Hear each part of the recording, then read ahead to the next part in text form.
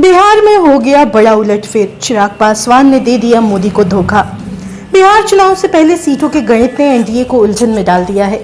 जी हां, एलजेपी रामविलास के सारे छोटे बड़े नेता दिल्ली स्थित केंद्रीय मंत्री चिराग पासवान के आवास पर जुटे हैं।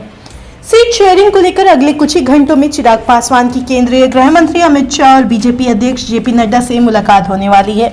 हालांकि इससे पहले चिराग पासवान ने कुछ ऐसा कर दिया है जिससे बीजेपी और जेडीयू के कई मौजूदा विधायक और बिहार सरकार के एक दो मंत्रियों के होश उड़ गए हैं और एनडीए में दरार के संकेत दिखने लगे हैं। दरअसल रामविलास लोजपा के अध्यक्ष चिराग पासवान ने 22 से 25 नेताओं की एक लिस्ट बनाई है जिसको वह बिहार चुनाव में टिकट देने वाले हैं, लेकिन इसमें से कई सीटें ऐसी हैं जिस पर मौजूदा विधायक जेडीयू के हैं या फिर बीजेपी के या उनके मजबूत दावेदारों की वह सीट मानी जाती है।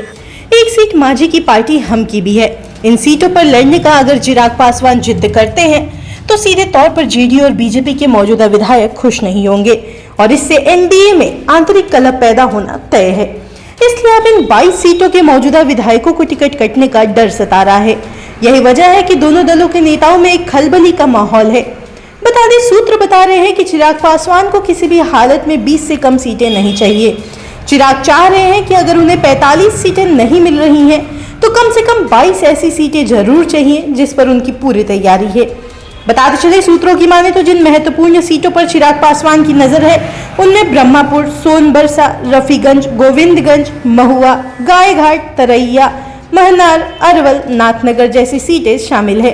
ऐसे में अब अमित शाह और जेपी नड्डा के लिए सबसे बड़ी चुनौती यह है कि वे किस तरह चिराग पासवान की महत्वाकांक्षाओं को साधते हुए जेडीयू और बीजेपी के हितों को संतुलित करते हैं।